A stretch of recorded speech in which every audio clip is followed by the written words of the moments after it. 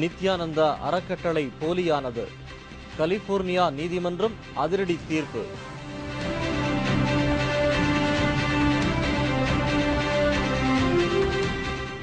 நெல்லை மக்கள் ஆவேசம். ஓடி ஒளிந்தார் அதிமுக அமைச்சர். மற்றும் பல செய்திகள் விளம்பர இடைவேளைக்கு பிறகு.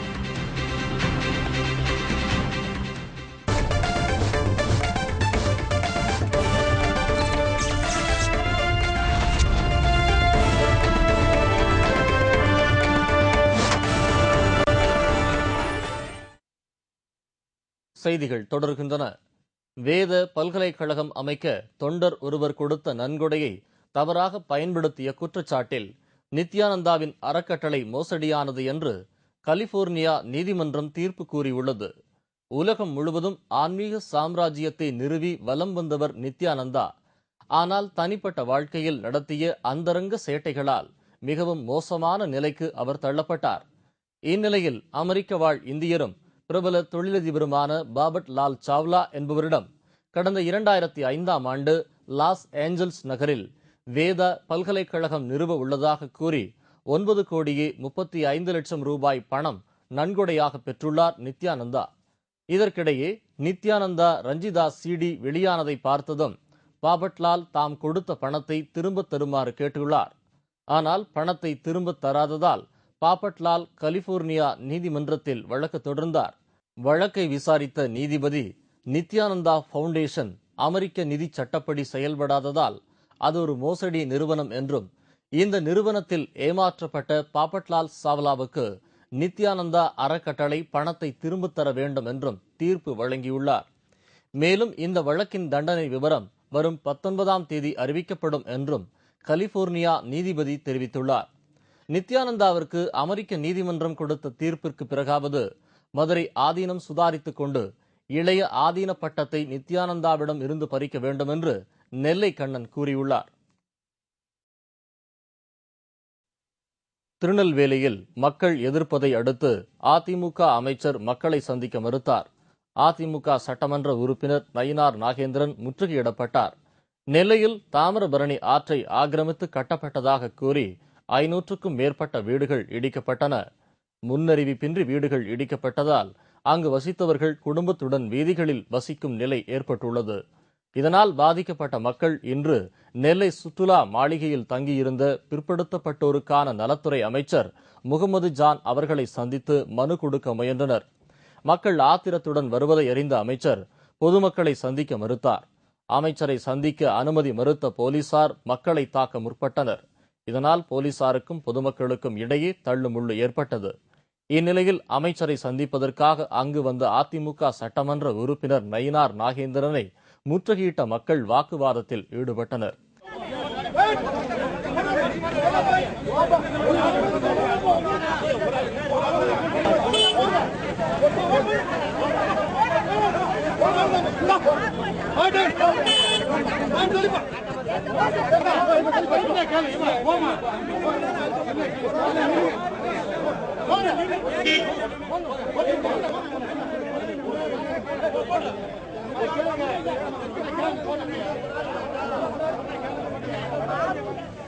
இதனால் அந்த பகுதியில் சிறிது நேரம் பரபரப்பு ஏற்பட்டது. கன்னியாகுமரி மாவட்டம் திருப்பரப்பு அருவியில் தண்ணீர் வரத்து அதிகரித்துள்ளது. இதனால் சுற்றுலா பயணிகள் ஆனந்த குளியல் போட்டுச் செல்கின்றனர். கன்னியாகுமரி மாவட்டத்தில் கடந்த சில நாட்களாக பருவமழை பரவலாக பெய்து வருகிறது. இதைத் தொடர்ந்து குலசேகரத்தை அடுத்துள்ள திருப்பரப்பு அருவிகளில் நீர்வரத்து அதிகரித்து சீசன் தொடங்கியுள்ளது. அருவிகளில் தண்ணீர் ஆர்ப்பரித்து கொட்டுவதோடு குளிர்ச்சியான காற்றும் வீசி பன்னீர் போல சாரல் மழையும் பெய்கிறது. இதையடுத்து சுற்றுலா பயணிகள் வருகை அதிகரித்து வருகிறது. சுற்றுலா பயணிகள் குடும்பத்துடன் வந்து அருவிகளில் ஆனந்த குளியல் போட்டு மகிழ்கின்றனர். திருப்பரப்பு ஃபால்ஸ்ல தண்ணி அதிகமா இருக்கு. அதனால ஜனங்க இங்க எல்லாரும் வந்து நல்லா என்ஜாய் பண்றாங்க. நல்லா சந்தோஷமா இருக்கு. தமிழ்நாட்டில் நடைபெறும் தொடர் கொள்ளை சம்பவங்கள் மக்களிடையே அச்சத்தை ஏற்படுத்தியுள்ளது. மக்கள் நடமாட்டம் அதிகமுள்ள அம்பத்தூர் தொழில் நகரில் நகை கடை கொள்ளையடிக்கப்பட்டது. அம்பத்தூர் வெங்கட்டாபுரம் பகுதியில் துளசிராம் என்பவர் நகை அடகு கடை நடத்தி வருகிறார். நேற்றிரவு வழக்கம் போல கடையை பூட்டிவிட்டு சென்றுள்ளார். ஆனால் நள்ளிரவில் கடையின் பூட்டு உடைக்கப்பட்டு 6 சவரன் தங்கம் மற்றும் 7 கிலோ வெள்ளி நகைகள் கொள்ளையடிக்கப்பட்டன. காவல்துறையினர் கைரேகை நிபுணர்களோடு சோதனை செய்து விசாரணை நடத்தி வருகின்றனர். இதேபோல வாணியம்பாடி மேட்டுப்பாளையத்தில் ஓய்வு பெற்ற ஆசிரியர் தம்பதி வீட்டில் நகை கொள்ளையடிக்கப்பட்டுள்ளது. மகளை வழியனுப்ப வெளியூருக்கு சென்றிருந்த போது வீட்டின் பூட்டு உடைக்கப்பட்டு 60 சவரன் நகை மற்றும் பொருட்கள் கொள்ளையடிக்கப்பட்டன. சின்ன பையன் வெளிநாட்டுக்கு போகிறான்னு அவனை அனுப்பி வைக்கிறதுக்கு பெங்களூர் போனால் அங்கே மறுநாள் வந்துடுவோன்னு நினச்சோம். வர முடியல, அப்பாவுக்கு உடம்பு சரியில்லாமல் போய் அவர் ஹாஸ்பிட்டல் அட்மிட் பண்ணி அவர் ட்ரீட்மெண்ட் கொடுத்துருந்தோம்.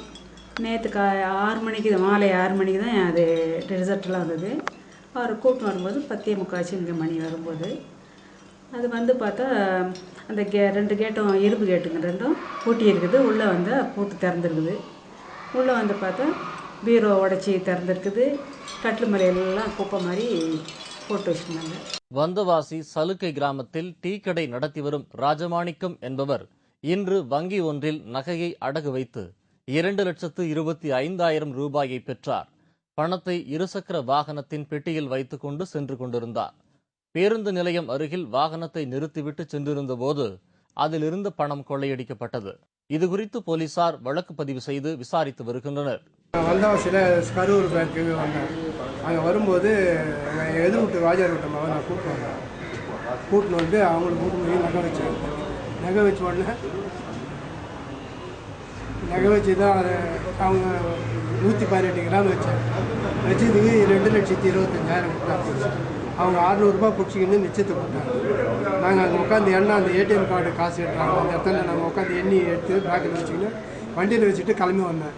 ஒரு வண்டி குறுக்க விட்டுருந்தது. அந்த வண்டியை தூக்கி விட்டுட்டு நான் வண்டி எடுத்துன்னு வந்தேன். அதுதான் அவங்க வீட்டை போய் பார்க்குறேன், பேக் இருந்தது.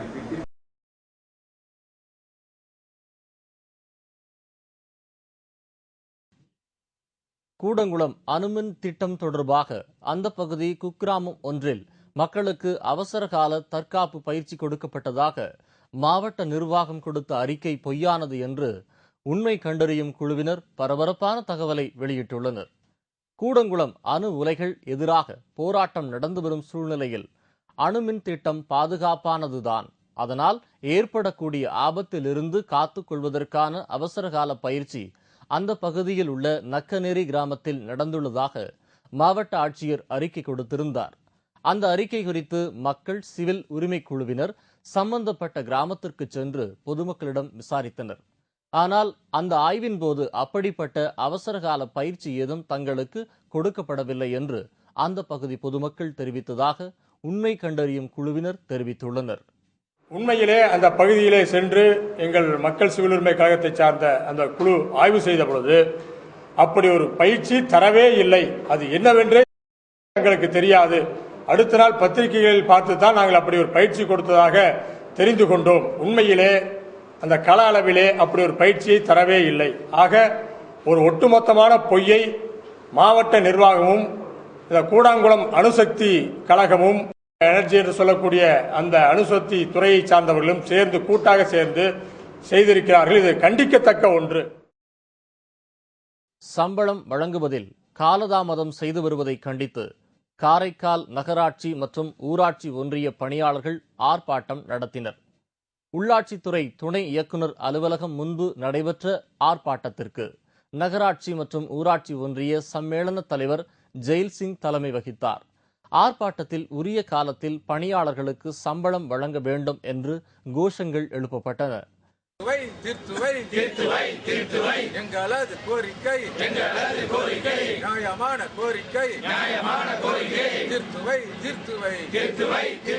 பகுதி நேர ஊழியர்களை நிரந்தரமாக்க வேண்டும் எனவும் ஆர்ப்பாட்டத்தில் வலியுறுத்தப்பட்டது.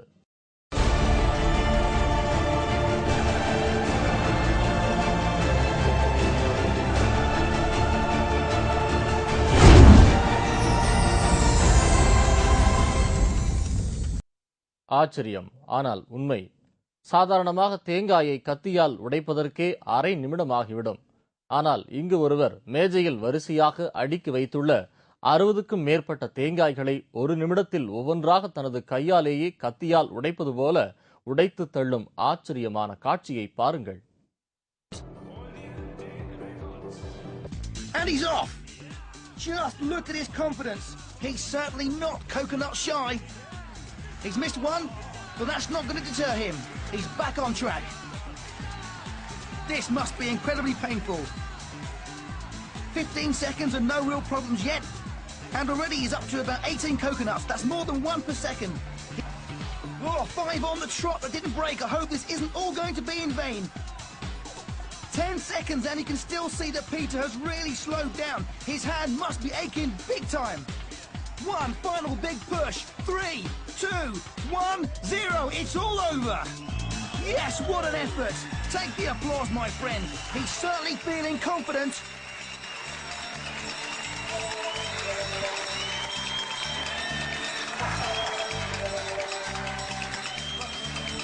Oh, bless, the family's in. He certainly thinks he's